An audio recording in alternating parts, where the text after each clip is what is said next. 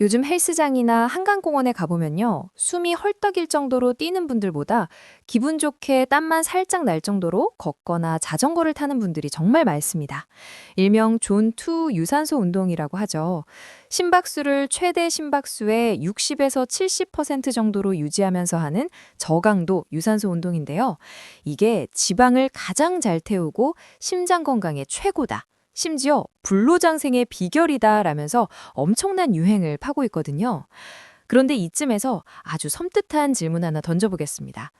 여러분이 만약 1년 내내 이 존투 운동만 열심히 파고든다면 어떻게 될까요?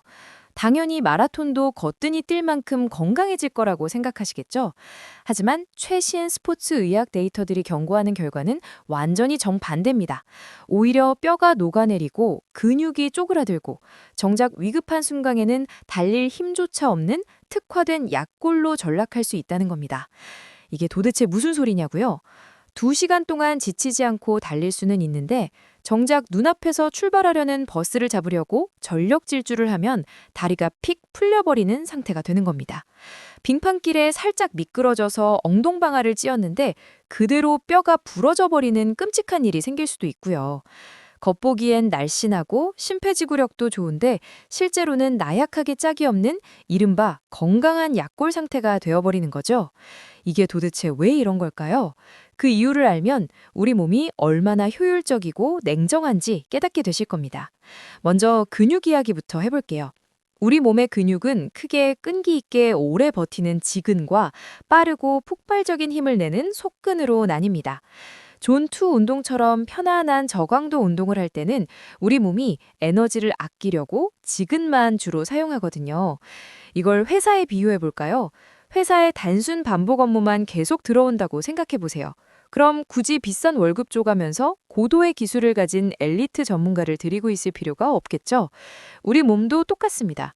무거운 것을 들거나 빠르게 뛰지 않으면 우리 몸은 고비용 전문가인 속근을 쓸모없는 식충이로 판단하고 가차없이 해고해버립니다.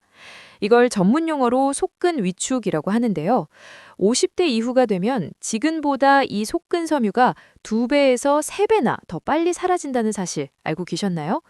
나이가 들면서 속근이 줄어드는 근감소증을 이 존2 운동 편식이 오히려 끔찍하게 가속화시킬 수 있다는 겁니다. 뼈 문제도 심각합니다. 특히 자전거 타기나 수영처럼 체중에 짓눌리지 않는 존투 운동만 하시는 분들 정말 조심하셔야 하는데요. 2023년에 스포츠 및 운동의 과학 저널에 실린 루크 힐켄스 연구팀의 논문을 보면요. 정말 충격적인 결과가 나옵니다. 엄청난 훈련량을 자랑하는 프로 엘리트 사이클 선수들의 유추 골밀도를 검사해 봤더니 남성 선수의 무려 64%, 여성 선수의 45%가 정상 기준치보다 훨씬 낮은 골밀도를 가지고 있었습니다. 뼈는 중력을 받으면서 쿵쿵 충격이 가해져야 단단해지는데 안장에 앉아서 부드럽게 페달만 굴리니까 뼈가 스펀지처럼 텅텅 비어버린 거죠. 건강해지려고 탄 자전거가 오히려 골다공증 직행 열차가 된 셈입니다. 뿐만 아니라 심폐지구력 자체도 안 오를 수 있습니다. 2015년에 메이오 클리닉 회보에 발표된 로버트 로스 교수팀의 연구를 보면요.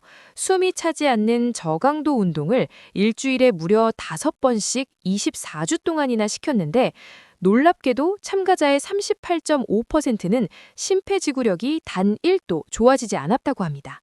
10명 중 4명은 그 긴 시간 동안 헛고생만 했다는 뜻이죠.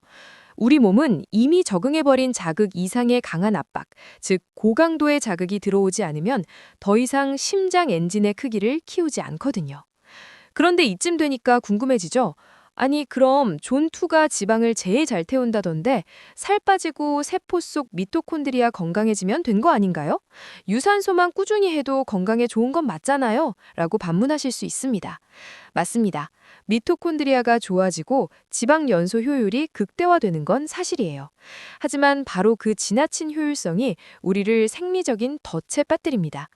우리 몸은 저강도로 지방을 태우는데 너무 완벽하게 적응한 나머지 탄수화물을 태워서 폭발적인 에너지를 내는 젖산 탈소수소 효소 같은 해당 작용 효소들을 싹 다 줄여버립니다. 평소에 연비 좋은 하이브리드 모드로만 다니다 보니까 막상 고속도로에서 추월하려고 가속 페달이 밟으면 엔진이 털털거리면서 꺼져버리는 차가 되는 거죠. 위기 상황에서 전력 질주를 하거나 무거운 물건을 피해야 할 때 젖산을 제대로 처리하지 못해 몸이 굳어버리는 대참사가 일어난다는 겁니다. 여기에 생물학적인 간섭 효과라는 것도 치명적으로 작용하는데요. 우리가 존투 유산소 운동을 길게 하면 몸속에서는 에너지 고갈을 감지하는 AMPK 스위치가 켜집니다. 이 스위치는 에너지를 아끼기 위해서 근육 단백질 합성을 지시하는 mTOR 스위치를 강제로 꺼버리거든요. 즉, 저강도 유산소 운동만 주구장창하면 우리 몸은 오래된 세포를 청소하는 작업만 계속할 뿐 건물을 크고 튼튼하게 다시 짓는 근육 복구 작업은 완전히 멈춰버린다는 겁니다. 게다가 엘리트 선수들이 존2를 80% 비율로 하는 건 일주일에 20시간 넘게 운동할 수 있기 때문이거든요. 일주일에 겨우 3, 4시간 짬을 내는 평범한 직장인이 그 시간을 저강도 운동으로만 채운다면 의미 있는 생리학적 변화를 이끌어내기엔 총 운동량이 턱없이 부족해집니다. 전문가들은 이렇게 쐐기를 박습니다. 영국 바이오뱅크가 무려 50만 명의 데이터를 추적 분석한 결과를 보면요. 심폐지구력이 아무리 최상위권이라도 근력이 받쳐주지 않으면 사망줄 방어 효과는 반쪽짜리에 불과했습니다.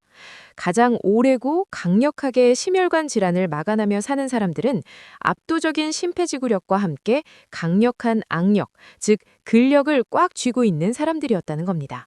심폐지구력 하나만 믿고 근력 운동이나 고강도 훈련을 등한시하는 fit but weak 상태가 얼마나 위험한 임상적 착각인지 보여주는 완벽한 증거라고 할 수 있습니다.